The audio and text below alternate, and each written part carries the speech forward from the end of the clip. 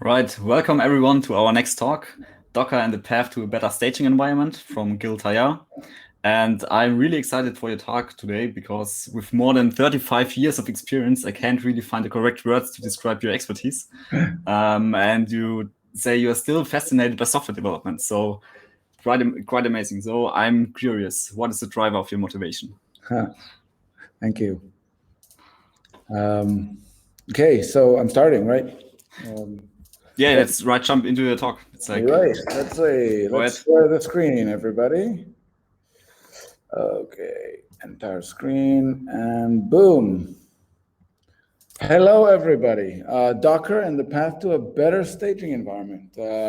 I've done this talk quite a few times. Hopefully everything will work because there's a lot of live, it's not exactly coding, a lot of live DevOps to do. So if I've missed, anyway, as was said, I go all the way back to the 80s, but it's a passion of mine, writing code and testing the code. I was like one of the first developers that also wrote tests since the year 2000 when I started my startup.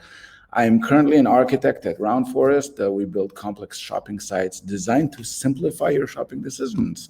Obviously, Lithuania, Israel. Oh, I'm from Israel. No need to come and work with me. We don't do remote. Okay, staging environments. Hello, staging environments.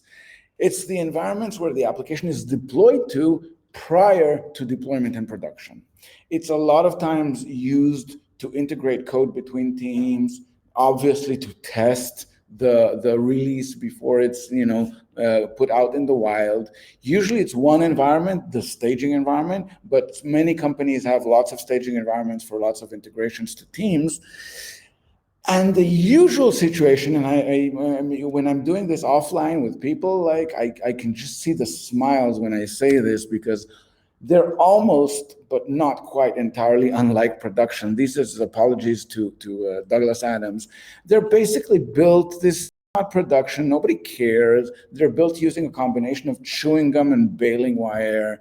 They're not maintained as well, not the same deployment procedure, not the same production infrastructure. Usually they're half working. And I get all these smiles from testing people, and they know they know the pain. We all know the pain of staging environments, but that is how it is. That is how it has been for a long, long time. Because production environments are so difficult to create, that means that staging environments, you can't do that at the same time, with the same procedures and everything. And then even if you do, production advances and people forget staging, it's hell. And the staging environment is where you run your tests. This is crazy. And that has been the situation for a long time until Docker came.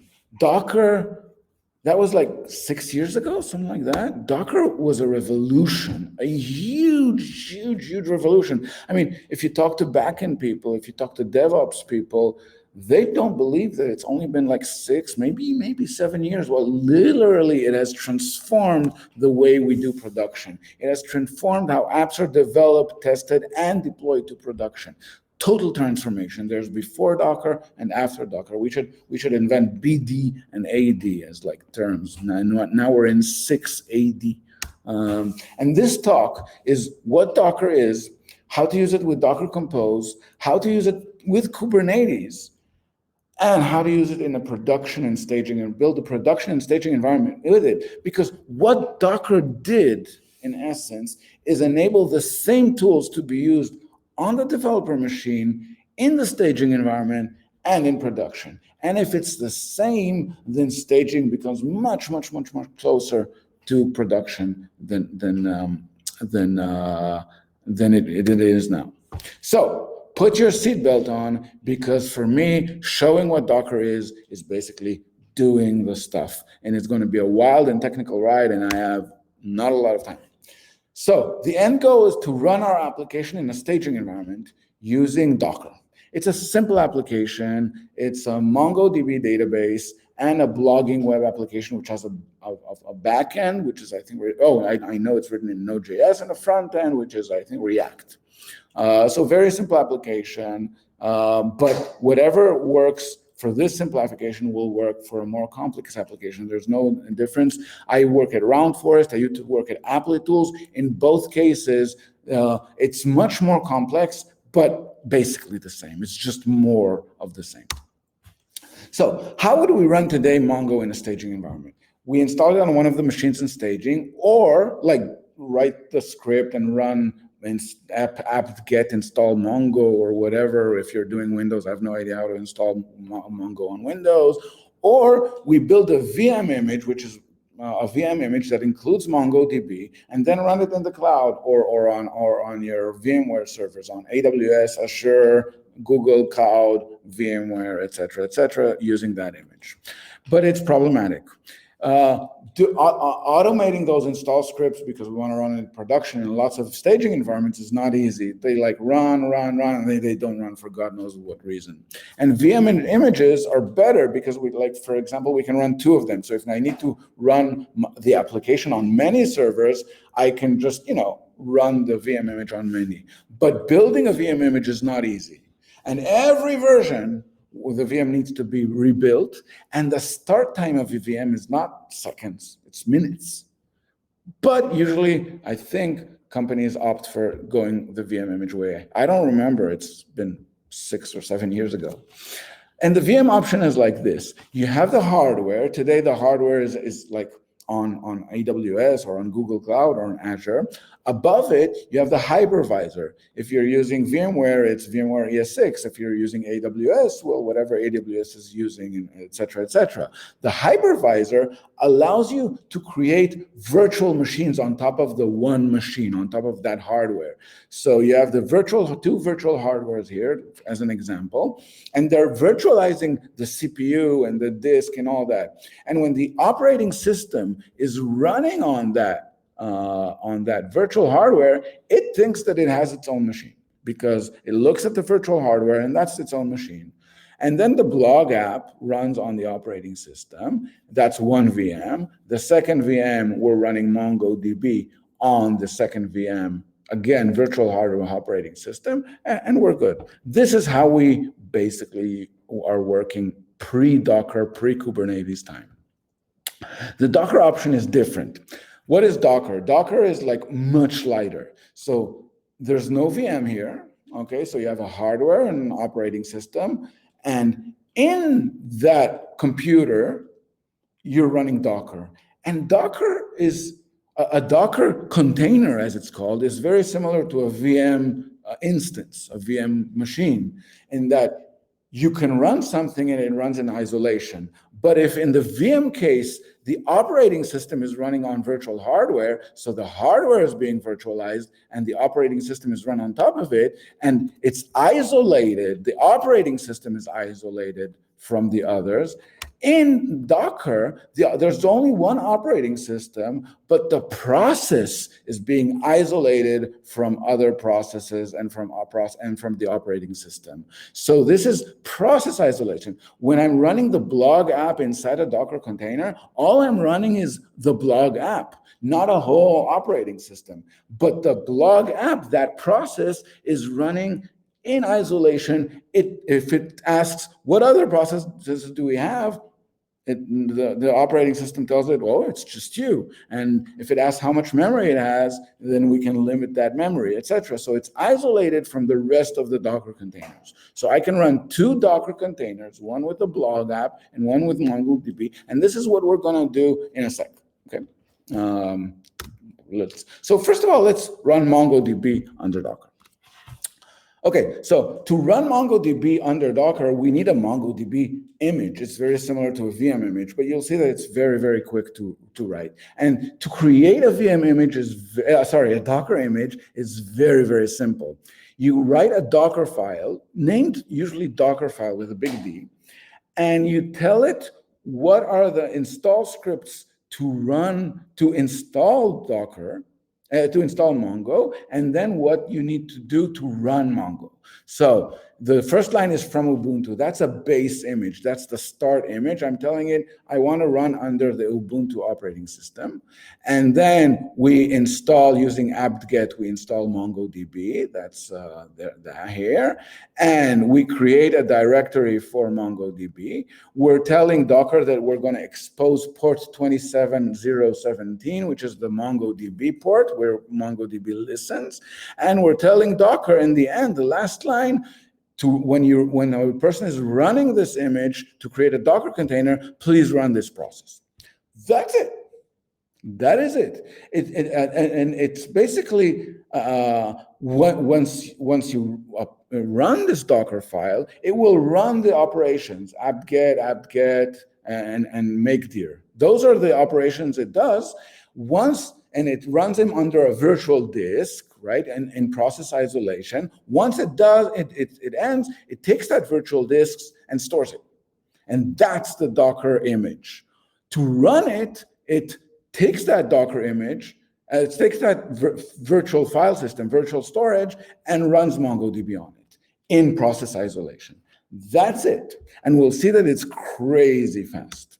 So let's build a Docker image, okay? So I'll go to the rest of the we'll switch between the presentation and Visual Studio Code. I'll even make it a bit bigger. So here we have the Docker image, the Docker file, sorry. And I will build, not Hebrew, Docker build -t, what was the, sorry, Docker build dot, I'm telling it, use the files in this directory, and build my Mongo, which is the name I'm giving to the Docker image. Now it's going to be, I hope, crazy fast. Why is it crazy fast? Usually it takes more time, but I've already built the image. So it's saying, oh, wait, I have this Ubuntu image locally on your disk. And if I have that, I've already run this, so I don't need to run it again. I've already stored it. It's in my cache. And I've run this, and I've run this. So no need to run anything. If I changed it to 16.05, it would have run everything again. If I've changed here to MongoDB 2, it would have not done this, it would have not done this, but these it would do, because things from then on changed. So Docker, building a Docker image, it's not like hours, like a VM image. It's seconds, tens of seconds. That's about it. It really is. I'm not exaggerating. So we've built a Docker image. Now we want to run a Docker container with my Mongo. So I'll copy paste the command and, and let me make this higher, and I will run it. And as you can see, we're running Docker and it's logging out. It's running it, it's not even running it separately. It's running it as a process on my computer, but Mongo is running in process isolation. It doesn't know that it's running in Mac OS with everything. So yeah, we have Mongo. And this is what we have right now. We have Mongo exposing port 2017, and it has its own virtual disk, and it's running in process isolation. Very good, it's working, yay. Let's connect via Mongo client. Where am I? I'll open another terminal, like next to it, and I will run the Mongo client. And, oh, interesting, connect failed. It is not connecting, which is fine. This is not a problem. Why is it not connecting? Look at our state. Docker containing is listening on 2017, but it's running in process isolation. So even the network port is isolated from the rest of the computer. So it's 2717 inside the Docker container. And the Mongo client, we're not running it inside the Docker container. We're running it on the host machine. So it's going to the real port 2717 and finding nothing, which is why the listen failed, the connect failed. So let's Control C. Okay, we've exited the Docker container. Let's see. Oops. Okay. Okay, now let's run Docker again. This time I'm going to run it detached, -D. And I'm going to tell it minus port, minus P. I'm going to tell it the host port 2717 will map to the container port 2717, and I'll still call the container my Mongo. There we go. Woo! And this is what port mapping looks like. Now 2717 in the Docker container is mapped to the real 2717. So now if I run Mongo, the client, woo, I've connected, just like this shows.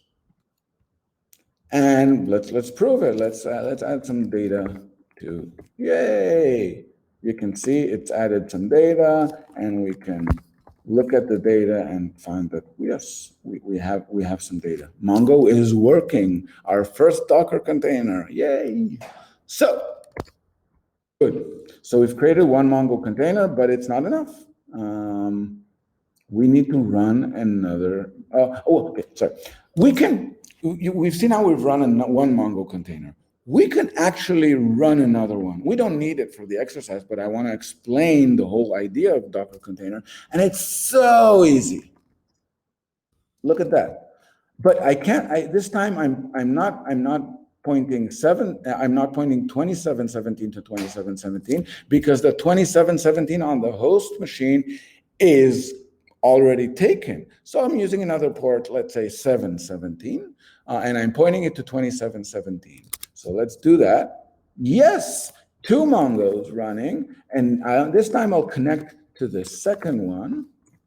And if we look at the database, it's empty because it's another Docker container, another Mongo container, and we can add some more, like the Mongo blah blah, and if we do find, boom, we have a different. And if I connect to 2717 and I do find, there's only one because two Mongo processes, two virtual disks, two separate data. So easy on one machine, like literally milliseconds time. So this is what we have, two Docker containers. Both of them are listening from the point of view of Mongo inside the container, they're listening to 2717, both of them. But we're mapping, Docker is mapping them to different ports. Here 2717 and here 717, so we can connect the Mongo client to 717, or we can connect it to 2717. Perfect. Now I can do Docker PS. Now I have a lot of Docker containers on my machine, so I'll wait. I'll grab and look for Mongo. And there we go. We have two of them. And I can delete one. I can delete the 717. I do Docker RM and I tell it do crazy. And this is the Docker container ID. So I give it the Docker container ID and boom, we now have only one Mongo container. We're back to one Mongo container. Perfect. You saw it's very quickly to delete a Docker because it's basically killing the process. That's it. There's just one process. It's not a whole VM. So now let's run the blog app. Let's run it first of all locally, just to see. I'm not going to do npm install and this. I've already done it. Waste of time. So I'll just run it in development. Let me go to blog example and npm run dev.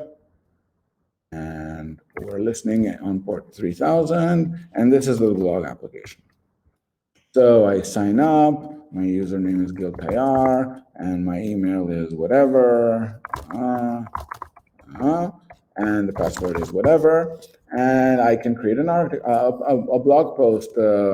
Docker is the best, about how Docker is the best. And the article says, obviously, there we go. And we have an article and we can list them and global feed, here we go, this is the article. So it's the blog app is the backend is connecting to MongoDB on 2717. Let's see how it looks like.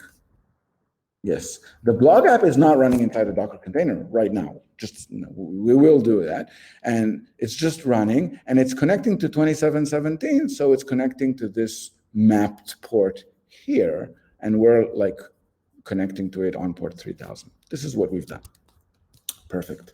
Now we obviously also want to containerize our application. And it's a node application. So this time I'm going to use a different Docker file. There we go. Oh, no, not this one, not this one, this one. So I'm using Node version 8. This is a really old version of Node, but this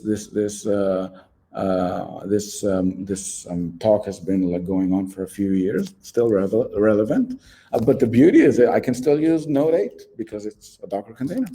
And I npm install the code, and then I tell it to run Node. I don't want to get into the minutia of Docker files. So that is how I do it. Let's build it. And again, building the blog app will take seconds. So I'm going to build, and I'm going to call it my blog.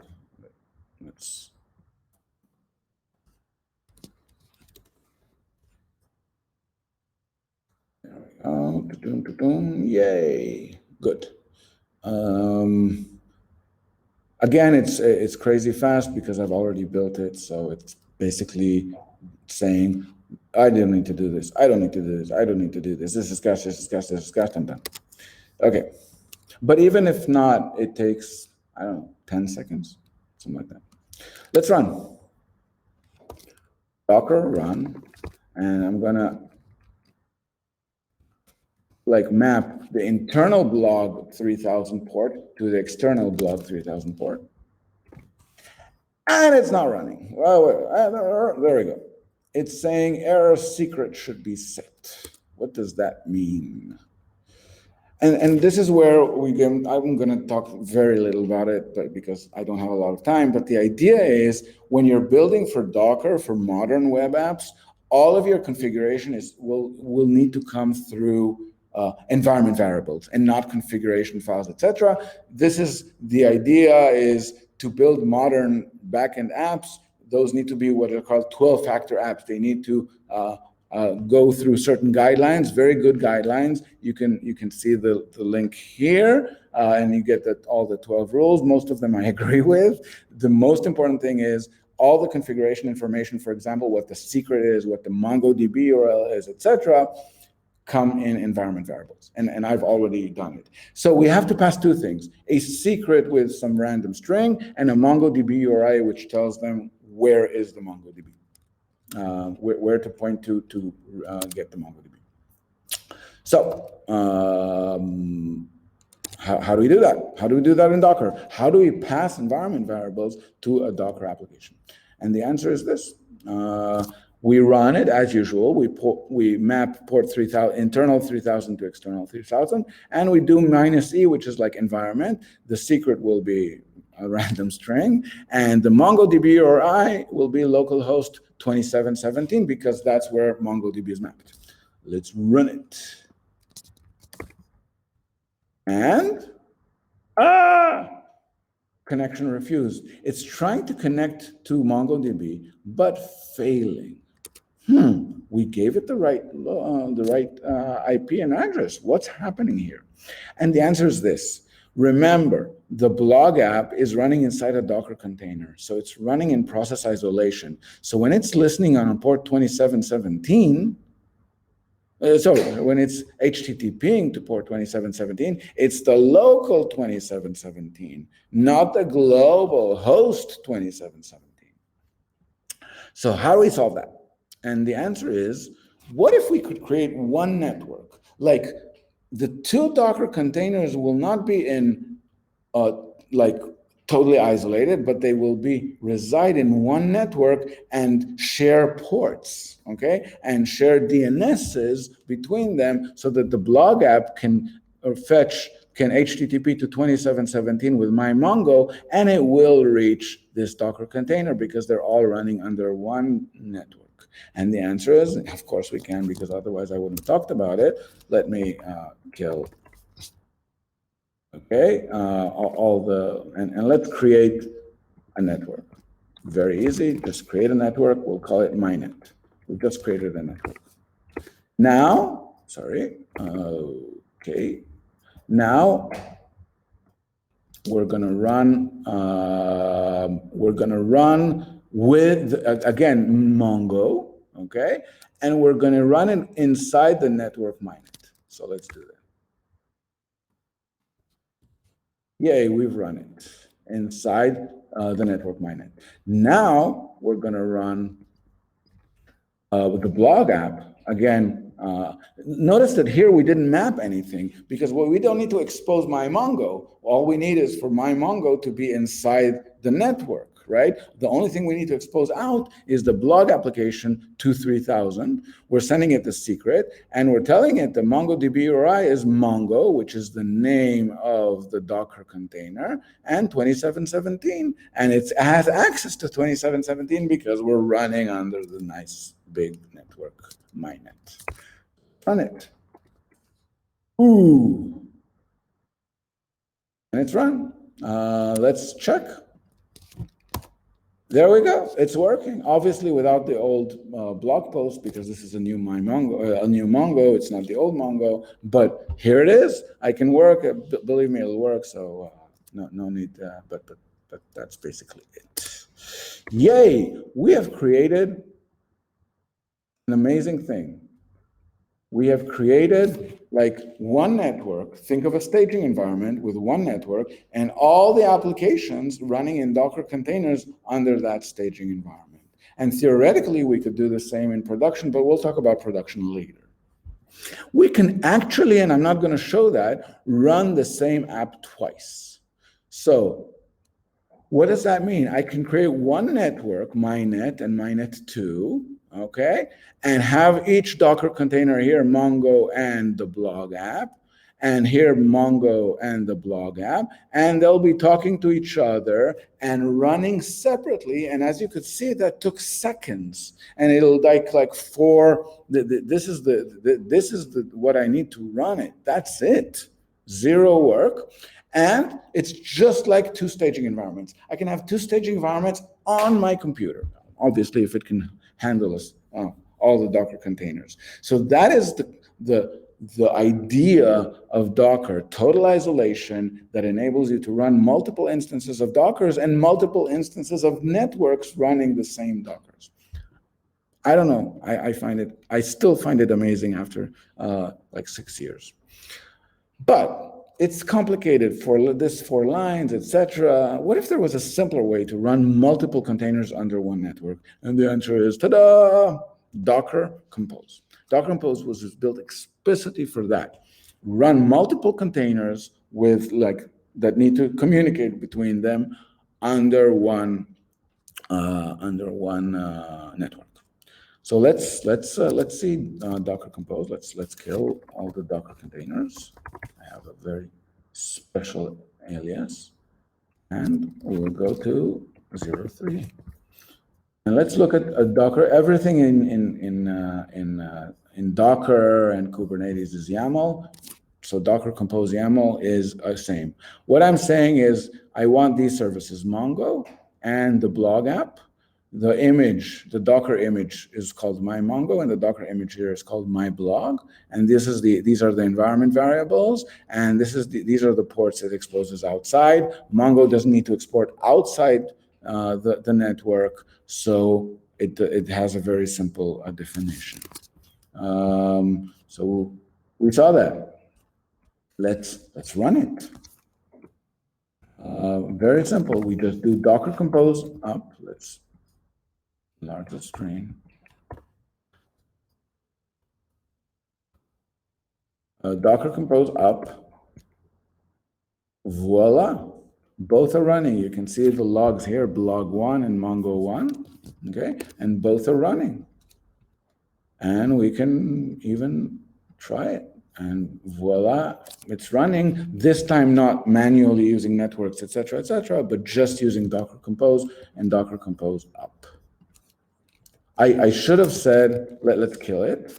I should have said -D for detached. Oh, did I don't remember what the. Oh, up -D, not -D up. Whatever. And now it's running detached. Okay, so I can continue, and I can Just like I have up, I have stop or down, so I can kill everything. There we go. And now the two Docker containers are killed and I'm back. So crazy easy to create a staging environment, a very simple staging environment using Docker Compose. Create the Docker containers. Your developers should be anyway doing that so that they will get to production. And then you can use the Docker containers with the right version to create a staging environment using Docker Compose, but a staging environment on one computer. We'll talk about that later. Can we run 2 instances of Docker Compose? Definitely. There needs to be a little bit tweaking, and I don't have a lot of time. So, but what has this got to do with staging? And the answer is, we saw. It enables you to run whatever you need in staging. But it can run only on one machine. But what if I need like multi-machines, production, real production environments, many VMs running many Docker containers, etc.? How does this work? What do we do? And the answer is we level up with Kubernetes. And I have very, very little time, so I'll go very quickly on Kubernetes, but basically it's a pumped up Docker Compose and it works for production. It's like Docker Compose, so it uses YAML files and etc., but it can work on many machines and it knows how to deploy the Docker containers to whichever machine you need, and it self-heals itself. So if one Docker container goes down because something crashed, it'll bring it back up again and continue life as if nothing has happened. You can just suddenly scale up. If you have 3 Docker containers and you need 10, you just one command, boom, you have 10. Very, very easy, very, very nice. And the way it works is that you have one master machine and you have 3 or more minion machines, and you send commands using a command line kubectl to the master, and the master uses Docker on the minion machines to create what are called pods. Pods are, I'm simplifying here, but one pod is just like one Docker container. It can run multiple Docker containers, but usually it's just one Docker container. So a pod is a Docker container. Okay, so that's it. Master Neil knows which machines have lots of Docker containers, so shouldn't be used if you need another Docker container. It knows to spread things around. It knows how to self-heal, so if one Docker container goes down, it'll bring it back up. Lots and lots and lots of stuff. You can spend years on this, but the concepts are simple, and we'll see. I'm using what is called Docker Desktop, which is Mac OS can't natively run Docker, so it's basically using a little VM inside Mac OS, and that VM is running Kubernetes and Docker. But the same thing happens. I just use kubectl. kubectl is accessing the VM on my machine, but it could as well have been accessing my Kubernetes in Amazon or in Azure or in Google Cloud or whatever, or wherever I need to. So it's the same commands.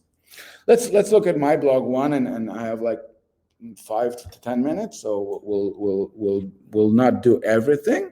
So my blog1.yaml, what I'm saying is this is a deployment. Okay, deployment is where you say how many replicas you need. And in this case, I want 1 replica, but I can have 3 Docker containers. I specify the template, and the most important thing about the template is the name of the image, which is my blog, and the container ports it needs, and the environment variables. So this is a deployment of 1 Docker container running my blog. And if we run it, what is running a YAML file? I'm giving, what I'm saying is kubectl apply. I'm running this command. I'm telling kubectl, here, take this YAML and just make it happen. Make a deployment be created, create those Docker containers. But when I ask kubectl, hey, can you show me the pods? It's saying error image pull. I'm not going to run it for lack of time. But why is it saying error image pull? Because Kubernetes doesn't use your local registry, your local machine. It's using the global Docker registry, or if you configured it correctly, it's using your company's Docker registry where all the images, the Docker images are kept. So, but our laptop has my Mongo and my blog in the local Docker registry, which Kubernetes isn't reading. Ooh, so what do? And the answer is we push. A developer, once they're done, they push a version of the Docker container to the global registry or to the company registry, and then we can pull it to Kubernetes. So how do we push? We tag it with, I have my own user in the global Docker registry, it's Gil Tayar, so I tag it with my name, and then I just push.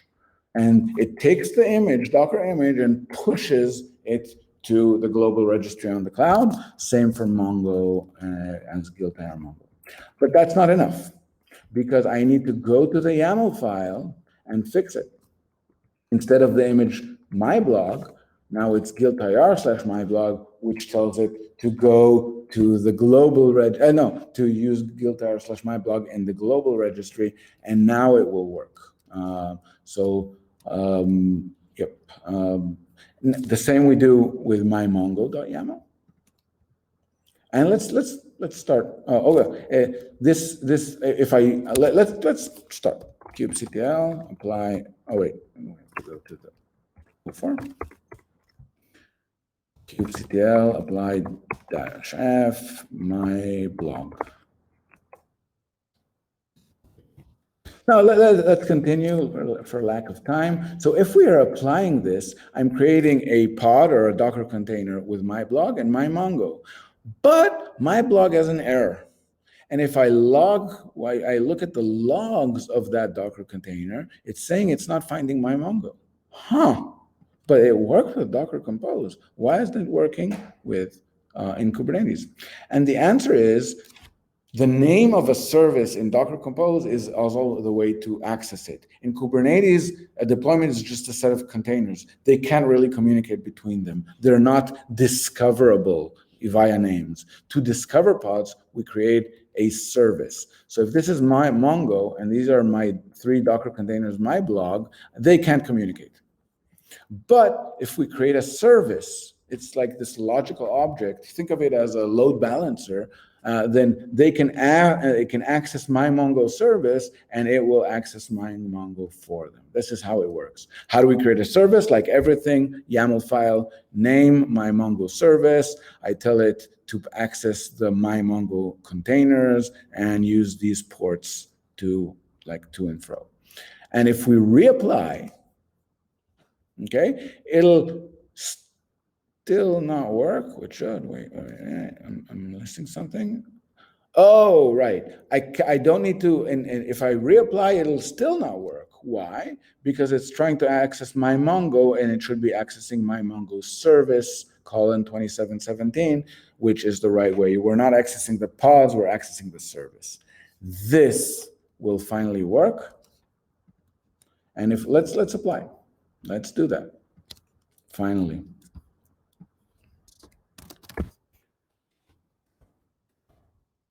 My Mongo service, my Mongo,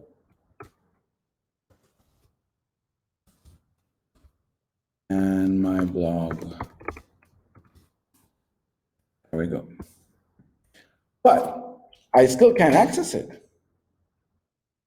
Look, my blog is inside here. I can't access it from outside. To access it from outside, I need another service, this time a separate node port service. I don't want to go into the details. And so again, another service. Let's apply my blog service.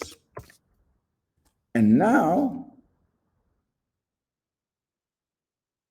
I can check what my blog service is. SVC. This is the port, the external port, the host port it's exposing. I can't specify it by myself. So if I do localhost and that port, hopefully, yay, we have our application running on 3 pods. Let's see. There we go, on 2 pods, the my blog and the my Mongo, and all is well. The interesting thing is, the same thing is being used for our staging environment and for production. We're using the same commands, the same Docker images, the same everything. So now we have parity between Docker and and between staging and production, we can create another thing. And basically, we've seen how Docker enables us to create process isolation very quickly. We can use Docker Compose to run locally, or Kubernetes to run in production and in staging, and it's the same commands and it's the same procedures and the same YAML files, just two different operations. No more need for bailing wire or whatever. There we go. Long story short, this is how you build your staging environments. Images built by developers, deployed into Kubernetes clusters, whether they are staging Kubernetes clusters or production Kubernetes clusters. Thank you very much. I think we have like about 5 minutes for questions. Probably we'll be posting the link to the presentation later, but this is the link if you need it, and there's also a Git repo. All right. Thank you so much, Gil. So we will just jump right into the questions so we can answer lots of them. So the first one is, any tips for maintaining Dockerized test databases? This is a whole subject unto itself, and it doesn't really matter whether it's Dockerized or non-Dockerized. The whole question of how to seed databases, I'm pretty sure there's a talk somewhere in TestCon on that issue. I have not a lot of experience in that area, I have to admit. All right, maybe we have a talk on that next year. We will see. So another questions. Do you restrict resources usage by each staging setup when run many on one machine? Yes, Docker, in Docker Compose and in Kubernetes, you can specify for each Docker container, use only 300 megabytes of RAM, use only this amount of disk. You can really, yes, and we use that, especially in production. Yes. All right, cool. So another question is, what do you think about using containers in Kubernetes instead of Docker? Will it somehow affect the popularity of Docker? And does it make sense to use containers directly? That's an advanced thing, because Docker is an open source thing, and a lot of companies says, yeah, we want to the idea of Docker, but not using Docker directly. So they invented this containerd thing. In the end, locally, use Docker Desktop. It's really good. What is using, if the production is using containerd or Docker, you don't really care. It's abstracted away from you entirely. But locally, I would use Docker Desktop. It's amazing. All right. Yeah. Agree with that. So we have one last question right now. I think it was already answered in the chat, so feel free to ask more. It is, do all CI vendors support Docker? Hi, Yoni. This is my friend Yoni. Do all of the CI vendors support Docker? Great question. And the answer used to be, well, no. Today, I mean, if there's a CI vendor that doesn't support the Docker, I don't think they can even exist if they wanted to. So the answer is yes, an absolute yes. All right, yeah. All right, cool. So do we have more questions? We can wait for 10 more seconds, 20 more seconds if there are some popping up. But otherwise, we have 2 more minutes left in the session. Anything you want to add? I can sing. Yeah, would be great. So we can like no, you don't want to set up a musical next time or something. I'm like a better that, coder. Understand, yeah. Right, nice to it. So thank you for inviting me. Thank you for hosting me. It's been a pleasure. It's always a pleasure talking at TestCon Lithuania. Always. Yeah. So Yoni Goldberg's talk tomorrow at 11. Yeah. Also, thanks from our side. It was really a blast having you here. So really looking forward to maybe next year, seeing you next year. And definitely. Yes, I guess I wish everyone a nice last keynote talk, and then a nice evening, but we will see ourselves there. And yes, I guess that's it from this session. So thank you all again, and see you in the next one. Bye, everybody. Bye.